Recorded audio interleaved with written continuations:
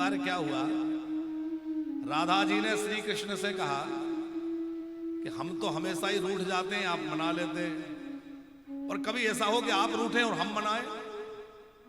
श्री कृष्ण बोले इसमें तो शोभा नहीं है, आप रूठे हम मनाएं इसी में शोभा है। राधा जी ने कहा नहीं, आप कभी रूठ के बैठिए, आप मान करिए और हम आपको मनाएंगे। श्री कृष्ण ने कहा चलो देखते हैं। एक दिन श्री कृष्ण रूठ के कुंज में बैठ गए।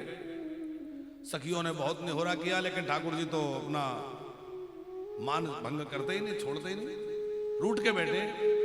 राधा जी ने बहुत प्रयास कर लिया, सखियों ने कर लिया, ग्वालों ने कर लिया, सबने कर लिया, और ठाकुर जी एकदम रूठ के बैठे, ना कोई बात ना चीत। और जब ठाकुर जी रूठ के बैठ गए तो वृंदावन की शोभा फीकी पड़ गई। क्या करें, जब किसी से नहीं माने तो सब यमुना जी के पास सखियां गई, आप कुछ करिए। यमुना जी ने कहा चलो हम चलते हैं। तो यमुना जी आई, तो यमुना जी अपने किस रूप में आई? कृष्ण के रूप में आई, क्योंकि श्याम सुंदर भी हमारे सावरे हैं और यमुना जी भी सावरी हैं। तो श्री कृष्ण का ही रूप बना लिया। वैसे ही पीतांबर कटी काचनी मोर पंख, और कृष्ण रूप धारण करके सामने आई। तो श्री कृष्ण सोचने लगे कि ये दूसरा कृष्ण कहां से आ गया? अरे वृंदावन में तो एक ही कृष्ण है, दूसरे कहां से आ गए? तो श्री कृष्ण ये तो भूल गए कि मैं रूठ के बैठा हूं, कि मान करके बैठा हूं, और उठ के पूछे अरे सखा तुम कहां से आए हो, कौन हो भैया? तो यमुना जी कुछ नहीं बोली। श्री कृष्ण पास में गए और जैसे ही स्पर्श किया जान गए, अरे ये सखी है, सखा नहीं है, ये तो यमुना जी है। हृदय से लगा लिया और श्री कृष्ण गदगद होके खिलखिला के हंस पड़े। कहा यमुना जी आज आपने वृंदावन का खोया हुआ जो सौंदर्य था वो लौटा दिया। मैं तो रूस के बैठा था, आपने मुझे प्रसन्न कर दिया, मांगो। यमुना जी बोली क्या मांगना है? बोले नहीं नहीं कहो।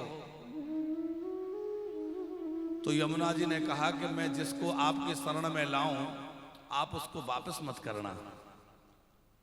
श्री कृष्ण बोले बिल्कुल, आज मैं वचन देता हूं कि कोई पात्र हो या ना हो, अधिकारी हो या ना हो, हे यमुना महारानी तुम जिसको मेरे पास ले आओगी मैं उसकी पात्रता का विचार नहीं करूंगा, उसको अपने शरण में रख लूंगा और अपनी लीला में प्रवेश दे दूंगा।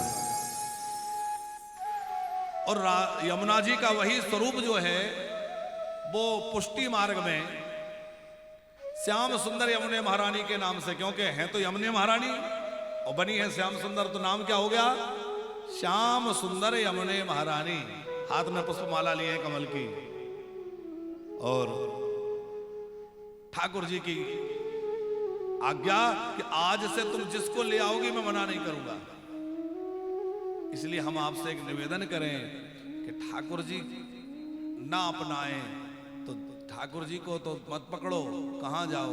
यमुना जी के पास चले जाओ और यमुना में दीप दान करो, कुछ सुहाग सामग्री भेंट करो और यमुना जी से प्रार्थना करो, हे यमुना महारानी मेरे अंदर तो ना प्रेम है और ना पात्रता है, ना योग्यता है, ना अधिकार है, बस ये है कि आपकी शरणागति है। अब आप कृपा करके मेरी बाह पकड़ के ठाकुर जी के पास पहुंचा दीजिए और कह दीजिए मुझे अपना लें। और यमुना जी यदि सिफारिश कर देंगी तो ठाकुर जी लौट आएंगे, नहीं फिर ठाकुर जी अपना लेंगे। और एक बार जिसको अपना बना लेते हैं फिर उसको कभी छोड़ते नहीं है।